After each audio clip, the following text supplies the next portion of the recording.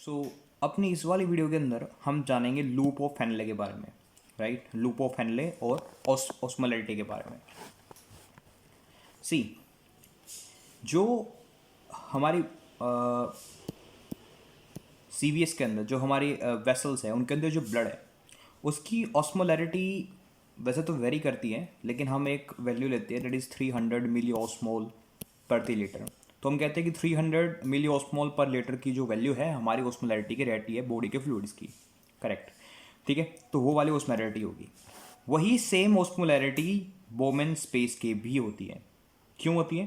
क्योंकि भाई बोम ये जो ग्लोमेरुलस कैपिलरी टफ्ट है उसमें से हर चीज़ पानी और जितने भी ऑस्मोटिकली एक्टिव सॉल्यूट्स है वो सारे तो फिल्टर हो ही जाते हैं।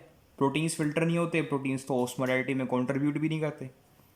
तो जितने भी ऑस्मोलैरिटी एक्टिव एक्टिव सॉल्यूट्स हैं लाइक आयंस और वाटर वो सारा तो फिल्टर हो ही जाता है। इसी वजह से जो ब्लड है हमारा उसकी ऑस्मोलैरिटी और बोमेन स्पेस की ऑस्मोलैरिटी 300 मिली ऑस्मोल प्रति लीटर होती है। तो ये सबसे पहली बात है कि बोमेन स्पेस और हमारा ब्लड जो वेसल्स के अंदर है उनकी ऑस्मोलैरिटी बिल्कुल सेम है, देर एग्जैक्टली सेम। नाइस। अब यहाँ पे 300 है, ये है पीसीटी।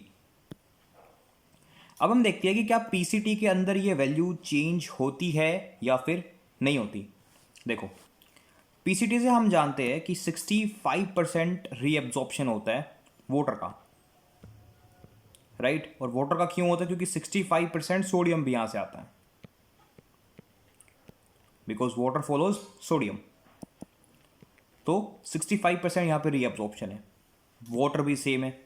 तो इसका मतलब ये हुआ कि यहां पे वाटर भी रीएब्जॉर्ब होता है और ऑस्मोटिकली एक्टिव सॉल्यूट्स भी रीएब्जॉर्ब हो रहे हैं। तो इसका मतलब ये हुआ कि यहाँ पे सॉल्यूट्स भी कम हो रहे हैं और सोलवेंट भी कम हो रहा है। इसका मतलब ये हुआ कि जो ओवरऑल कंसंट्रेशन है वो सेम है। सी, कंटेंट कम हो रहा है लेकिन रिलेटिव जो कंसंट्रेशन है वाटर के हिसाब से वो सेम है। इसी वजह से जो पूरा का पूरा पीसीटी है इसके अंदर से जब फिल्ट्रेट वाला फ्लूइड गुजरता है तो इसकी ऑस्मोलैरिटी में कोई भी चेंज नहीं होता। यानी पीसीटी की स्टार्टिंग में भी 300 था ऑस्मोलैरिटी, क्योंकि जो बोमेन स्पेस में था वहां से 300 आया था, तो यहाँ 300 है। और जब ये पीसीटी के एंड पे जाएगा तब भी इसकी वैल्यू 300 ही होगी, कोई चेंज उसमें नहीं आएगा। As solute concentration with respect to H2O remain same, क्योंकि वाटर भी रीएब्जॉर्ब होता है लेकिन सोल्यूट भी होते हैं। तो सोल्यूट बाय जो सोलवेंट की जो मेंटेनेंस है वो बनी रहती है, इसकी वजह से जो ऑस्मोलैरिटी है वो चेंज नहीं होती, right.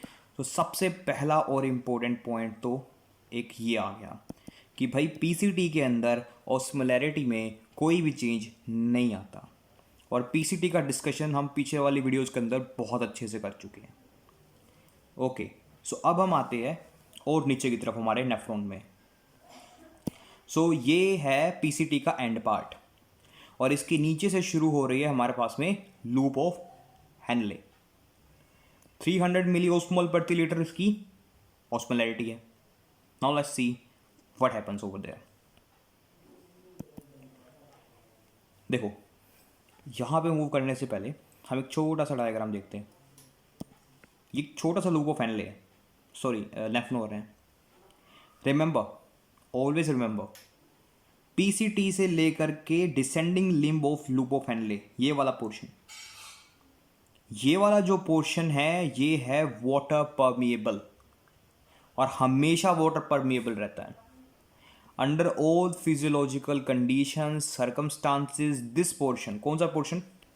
C, PCT plus descending limb of loop of Henley.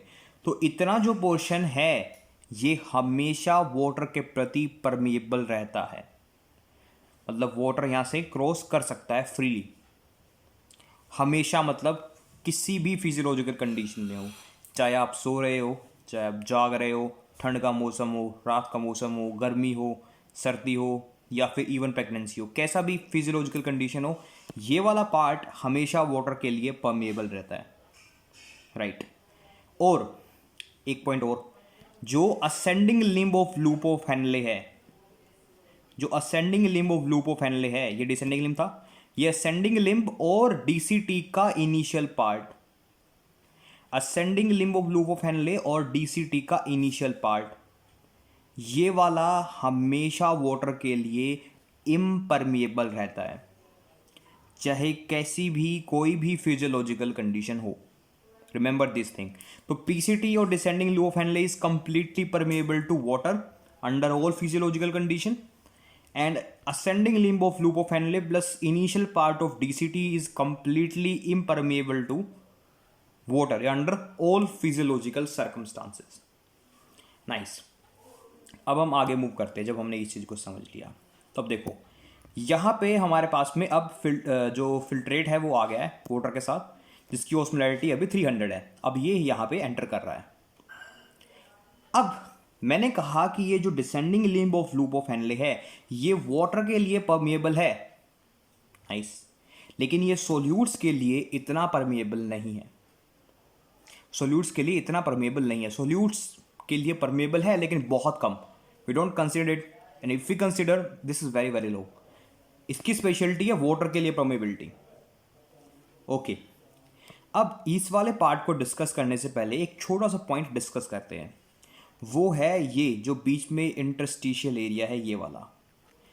अगर तुमने पिछले वाली वीडियोस को देखा है मेरी नेफ्रॉन की, तो उसमें मैंने ये क्लियर किया है कि जो लूप ऑफ हेनले है, जो पूरा लूप ऑफ हेनले है, ये कहाँ डिप करता है? मेडुला के अंदर। You must be knowing this कि जो लूप ऑफ हेनले है ये मेडुला के अंदर है, यानी ये ऊपर वाला जो पार्ट है इसका, ये वाला कोर्टेक्स है और ये वाला मेडुला है। तो ये हो गया medullary interstitial.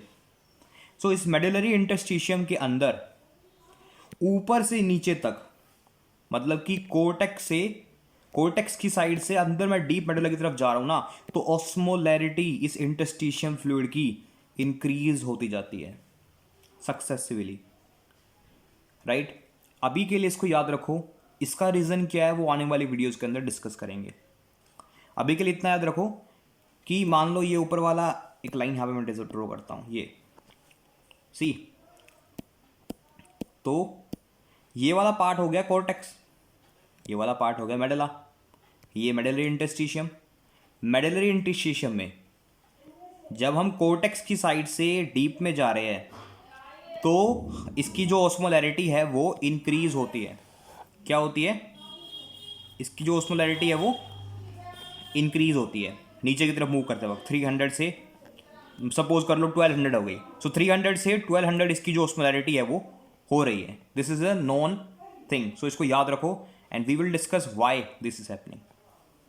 Now right to remember, जैसे ही यहां से फ्लूइड गुजर रहा है, मैंने कहा कि ये वाला जो पोर्शन है ये कंप्लीटली वाटर के लिए परमिएबल है। तो यहां से क्या होगा? यहां से वाटर की रीएब्जॉर्प्शन स्टार्ट हो जाती है। यहां से वाटर जो है वापस यानी कि इस इंटरस्टिशियम में आना शुरू हो जाता है, क्योंकि देखो यहाँ पे हमारे पास में 300 है, यहाँ 400, 500, 600 सपोज कर लो, और फिर 1200 यहाँ पे हो जाएगा। तो ये नीचे की तरफ में पानी की कमी है और सोल्यूट ज़्यादा कंसनट्रेटेड है। अब यहाँ पे ज़्यादा ऑस्मोलैरिटी है और इसका 300 है, तो ये बाहर की तरफ वाटर मूव करना स्टार्ट कर जाएगा। एंड वी नो कि कम ऑस्मोलर फ्लूइड से हाइपो से हाइपर की तरफ जाता है पानी, तो वहाँ से मूव करना स्टार्ट कर जाएगा। तो पानी यहाँ से बाहर निकलना स्टार्ट हो जाता है, और जैसे जैसे ये नीचे मूव करता है फिल्ट्रेट, इसकी ऑस्मोलैरिटी इक्विलेट होती रहती है इसके साथ में, जो साथ में मेडुलरी इंटरस्टिशियम पड़ा है इनके साथ। अगर यहाँ ये जब ये नीचे तक पहुँच गया है, एंड तक पहुँच गया है, ये वाला बिल्कुल एंड तक पहुँच गया है यहाँ पे, तो इसकी भी 1200 हो जाती है, जो कि साइड में है। रिमेंबर कि जैसे जैसे ये नीचे मूव कर रहा है, पानी बाहर निकलता जा रहा है। पानी बाहर निकलेगा तो सोल्यूट यहाँ पे कंसंट्रेट होते जाएंगे, क्योंकि सोल्यूट के लिए चीज परमिएबल नहीं है। Getting me?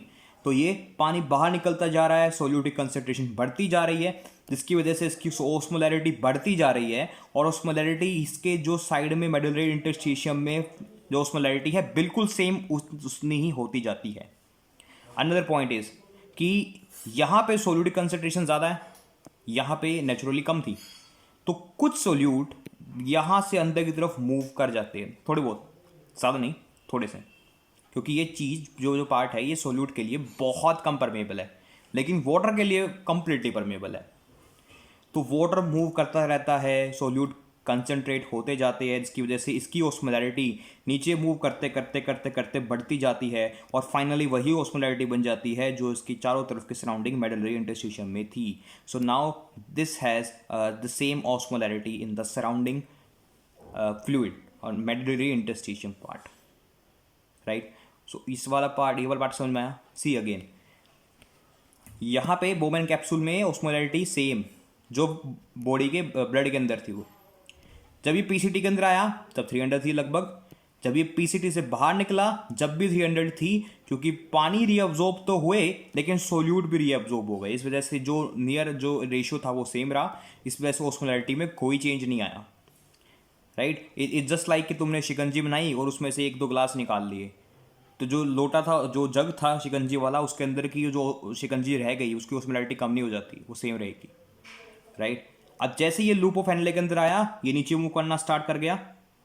ये इस लूप ऑफ हेनले खास बात क्या है कि यहां से पानी निकल सकता है लेकिन सोल्यूट नहीं निकल सकते, तो वाटर निकल गया, इसकी वजह से इसकी ऑस्मोलैरिटी बढ़ती चली गई, ये और कंसंट्रेटेड हो गया।